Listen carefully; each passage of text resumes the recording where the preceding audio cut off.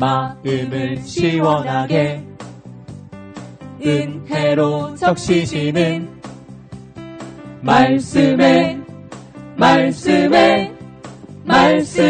폭포수. 안녕하세요. 말씀의 폭포수의 김대광 목사입니다. 무더운 더위인데요. 여러분 건강은 잘 지키고 계십니까? 우리가 건강하다는 거 체력도 있겠지만 어떠한 마음, 어떠한 의식을 갖냐에 따라 또 지치기도 하고 힘이 날 수 있을 텐데요. 우리 속에 더욱더 큰 믿음, 또 하나님을 기대할 수 있는 그 복된 믿음이 저와 여러분들의 믿음이 될 수 있었으면 좋겠습니다. 누구나 한 번쯤은 미로 게임을 해본 적이 있을 텐데요. 미로는 많은 길이 있으나 목표 지점까지 가는 길은 오직 하나이죠. 길을 잘못 들어가면 벽에 부딪히기도 하고요. 때로는 길을 아주 잘못 들어 정반대의 길로 가는 경우도 있을 텐데요. 우리가 사는 삶도요. 결국 미로 속에서 하나의 목표를 향하여 걷는 것과 같지 않을까 싶은데요. 목표를 향해서 그 목표가 하나님이겠죠. 목표에 하나님, 나라의 영광에 두고요. 길을 잘못 들거나 문을 잘못 선택하면 때론 엄청난 고난과 역경도 있을 것이고요. 때론 믿음의 길을 저버리고 불의한 길로 간다면 그 결과는 멸망길일 수밖에 없겠죠. 그러나 좁은 길일지라도 험하고 힘든 길일지라도 또 외로운 길이라 할지라도 우리는 미로 속에 분명한 길이 있다는 것을 기억하고요. 또 우리가 기도하면서 하나님 안에서 찾으면서 미로 속에서 주님의 뜻을 따라가는 저와 여러분들의 발걸음이 될 수 있기를 원합니다. 네, 오늘 또 지난주에 이어서요. 마태복음서 14장 22절에서부터 36절에 있는 말씀을 통하여 은혜를 나눠보고자 하는데요. 본격적인 은혜를 나누기 앞서서 찬양 하나 듣고 오고자 합니다. 마커스 워십이 부릅니다. 매일 주와 함께.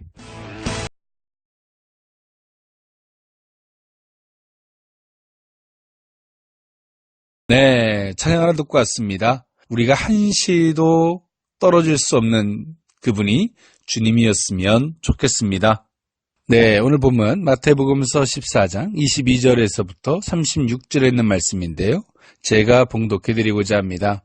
예수께서 즉시 제자들을 재촉하사 자기가 무리를 보내는 동안에 배를 타고 앞서 건너편으로 가게 하시고 무리를 보내신 후에 기도하러 따로 산에 올라가시니라. 저물매 거기 혼자 계시더니 배가 이미 육지에서 술이나 떠나서 바람이 거스림으로 물결로 말미암아 고난을 당하더라. 밤 사경에 예수께서 바다 위로 걸어서 제자들에게 오시니 제자들이 그가 바다 위로 걸어오심을 보고 놀라 유령이라 하며 무서워하여 소리 지르거늘 예수께서 즉시 이르시되 안심하라. 나니 두려워하지 말라.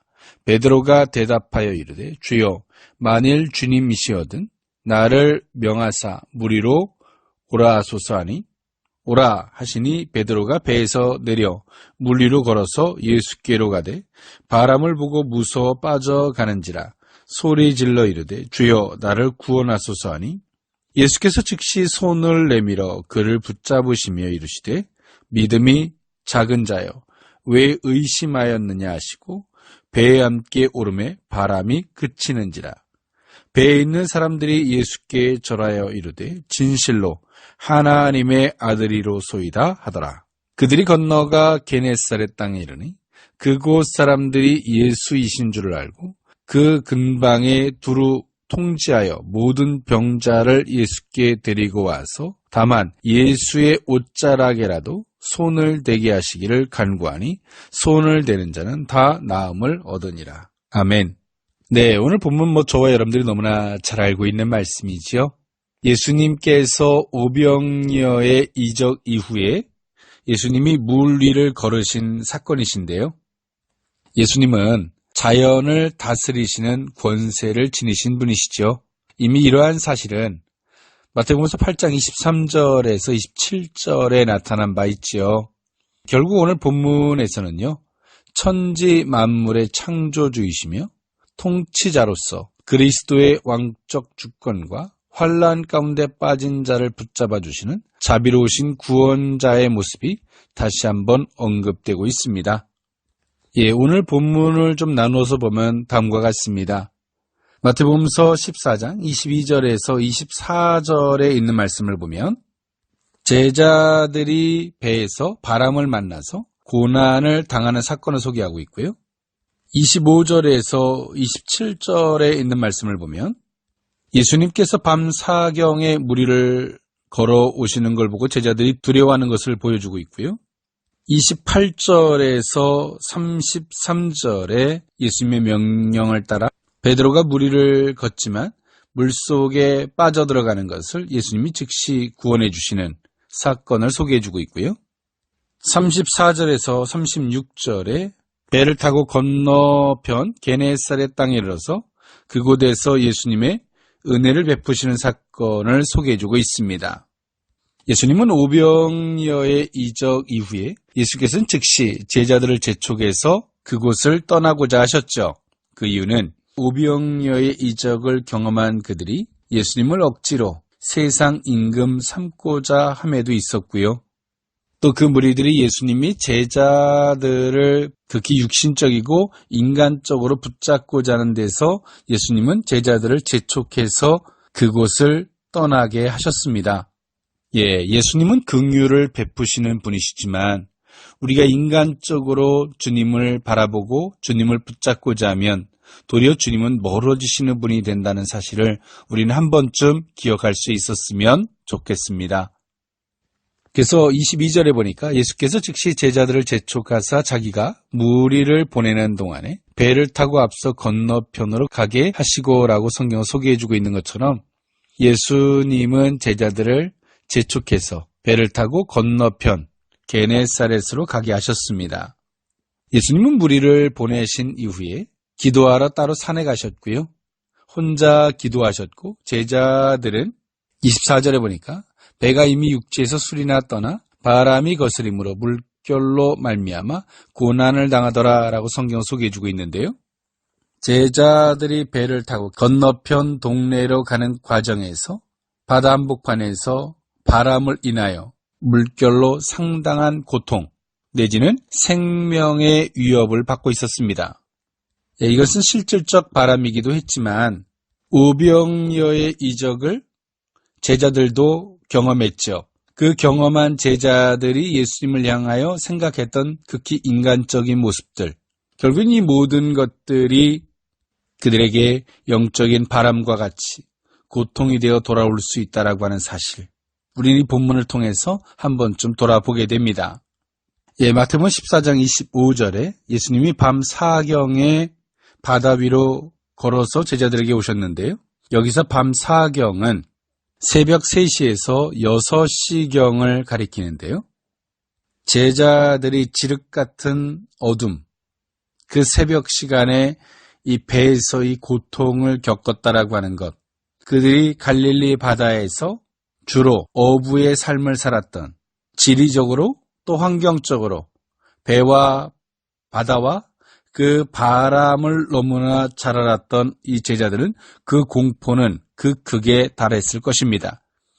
그때 밤 사경에 예수님이 오신 거죠. 그런데요, 예수님이 오시는 방법에 대해서도 오늘 제자들은 또 두려워하고 있습니다. 예수님께서 배를 타고요, 열심히 노를 저으시면서 오셨다면 제자들은 큰 오해를 하지는 않았을 텐데요. 바다 위로 걸어오시는 예수님을 바라보면서 제자들은 두려워하였습니다. 25절에 이렇게 소개해주고 있죠. 제자들이 그가 바다 위로 걸어오심을 보고 놀라 유령이라 하며 무서워하여 소리 질렀다라고 성경은 소개해주고 있습니다. 당연히 무서웠을 것입니다. 그런데요, 오늘 제자들은 예수님을 향하여서요, 그 능력, 기적, 그 표적들을 향해서 그 표적을 수없이 경험했음에도 불구하고 예수님을 이중잣대적 논리로 예수님을 바라보고 있다는 사실이죠. 자신들이 경험한 이적들을 향해서는 경험적 믿음의 잣대를 가지고 바라보고 있다면 자신들이 경험하지 못한 부분의 영역에서는 예수님을 극히 인간적으로 바라보고자 하고 있다는 것입니다. 예수님의 능력은 어느 제한적 공간이나 어느 한 요소에만 존재하는 것이 아니라 예수님의 능력은 하나님과 동격이신 그분 자체에게 있으신 것이죠. 즉 다시 말해서 예수님은 하나님의 아들이시라는 것입니다. 여전히 제자들은 오병이어의 이적을 경험하면서도 불구하고 여전히 예수님을 메시아적 신적 권위로 예수님을 바라보고 있지 않다는 사실이지요. 우리도 우리가 경험한 하나님에 대해서만 하나님의 능력을 인정하고 우리가 경험해 보지 못한 영역에서는 하나님을 인정하려고 하지 않는 하나님의 능력을 도리어 의심하는 우리들의 모습이 있진 않은지 한 번쯤 돌아볼 수 있었으면 좋겠습니다. 네, 예수님은 그 제자들에게 말씀하십니다. 27절에 보니까 예수께서 즉시 이르시되 안심하라. 나니 두려워하지 말라라고 말씀하셨습니다. 네, 성경은 즉시라는 표현을 아주 실질적이고 사실적으로 표현해주고 있는데요. 예, 실질적이라는 표현을 통해서 생동감 있게도 표현해주고 있는데요. 제자들이 얼마나 두려워했는지를 여실히 보여주고 있다는 것입니다. 제자들은 예수님을 믿되 자신이 가둬놓은 자신들이 세팅해 놓은 그 범주 안에서 예수님을 믿고 있었다는 것이죠. 우리는 온전한 예수님을 믿을 수 있는 복된 은혜가 있어야 할 줄 믿습니다. 제자들에게 나니 두려워하지 말라라는 말씀 앞에 베드로가 나서지요. 28절에 보니까 베드로가 대답하여 이르되 주여 만일 주님이시거든 나를 명하사 무리로 오라 하소서 하니 29절에 오라 하시니 베드로가 배에서 내려 무리로 걸어서 예수께로 가되라고 성경은 말해주고 있습니다.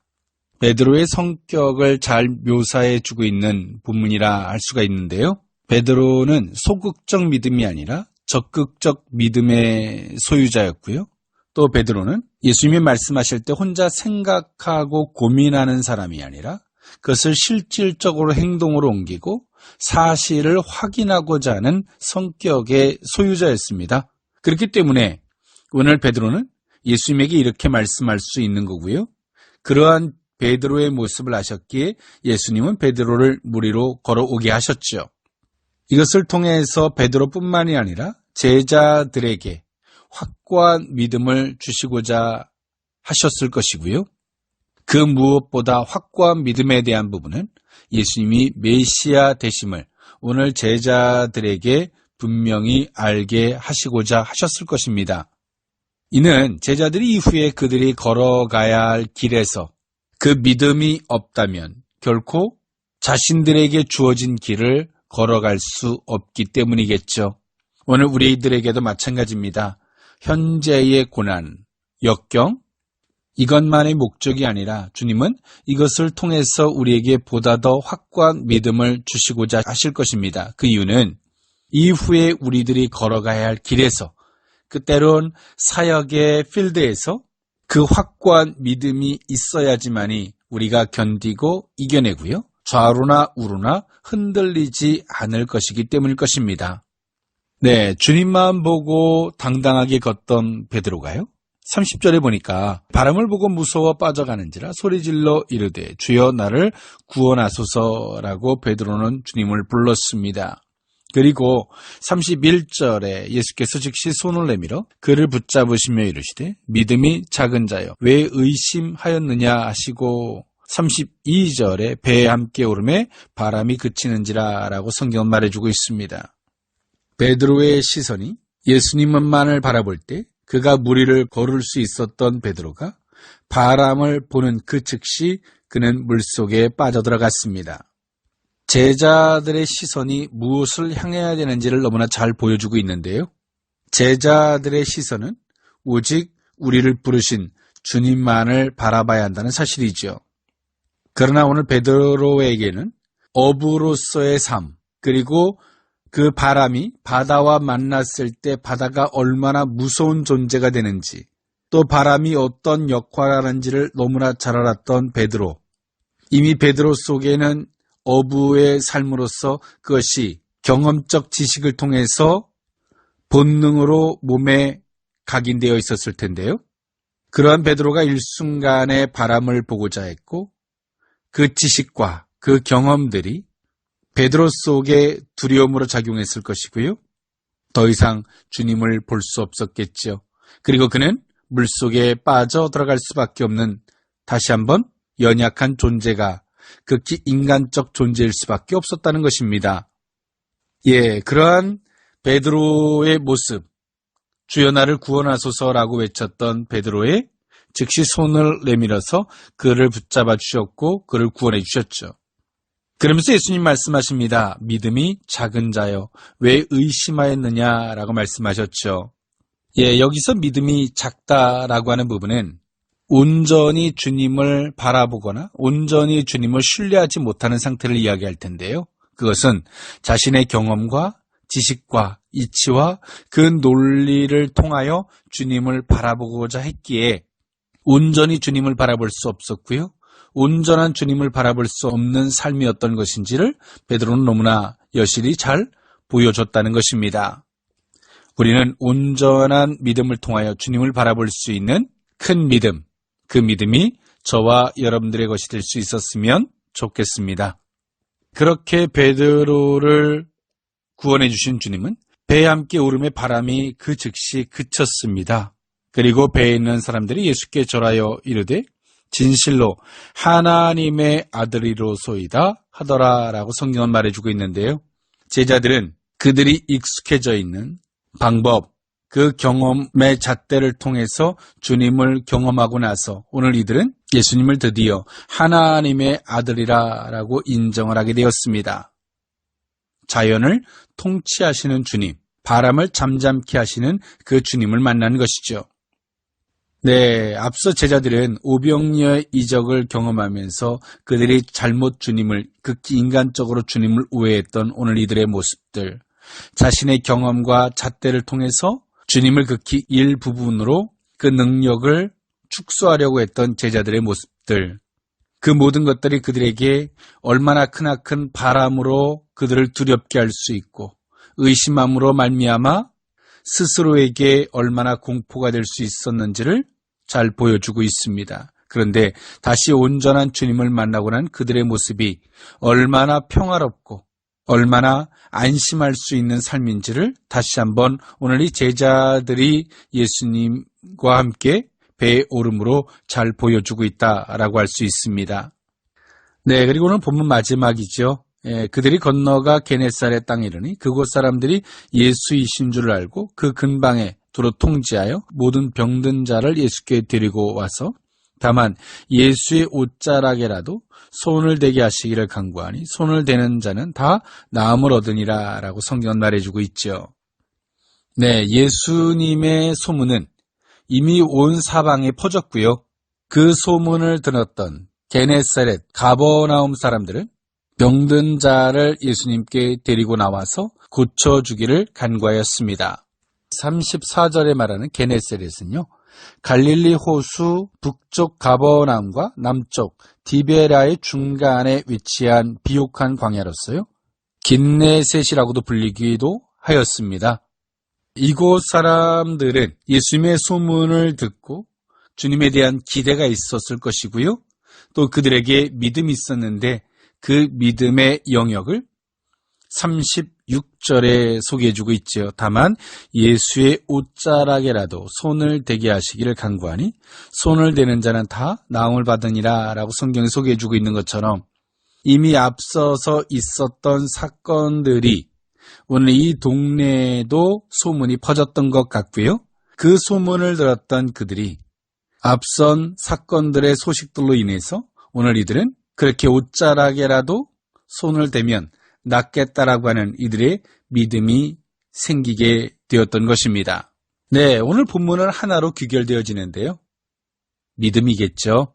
건강한 믿음, 온전한 믿음. 오늘 그 믿음만이 성도들에게 평안과 안식과 그 바람을 잠잠케 하는 놀라운 능력이 됨을 오늘 예수님은 우리에게 말씀하고 계십니다. 오늘 우리 속에 그 건강한 믿음, 참된 믿음이 있었으면 좋겠습니다. 네, 저는 찬양 하나 들으면서 물러가고자 하는데요. 한 주간도 믿음 안에서 바람을 잠잠케 하고요. 무리를 걸을 수 있는 복된 은혜가 저와 여러분들에게 있었으면 좋겠습니다. 강현이가 부릅니다. 주님이 더욱 필요해. 여러분 한 주간도 그리스도 예수 안에서 승리하십시오. 지금까지 말씀의 폭포수의 김대광 목사였습니다. 감사합니다.